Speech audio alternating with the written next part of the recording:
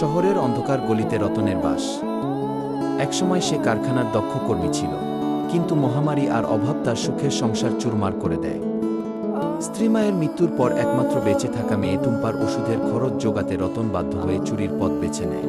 রতন কখনো শৌখিন চোর ছিল না।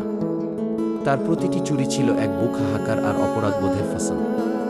অন্যের পকেট মারার পর সে রাতে আর ঘুমাতে পারত না।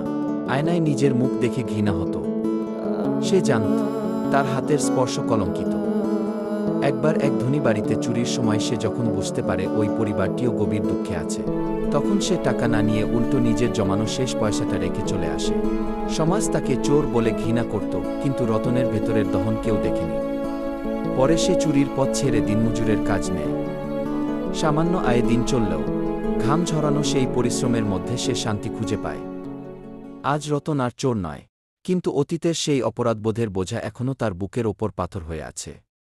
রতন প্রমাণ করেছে যে পরিস্থিতি মানুষকে অপরাধী বানাতে পারে, কিন্তু অনুশোচনাই পারে মানুষকে পুনরায় মানুষ হয়ে ওঠার পথ দেখাতে।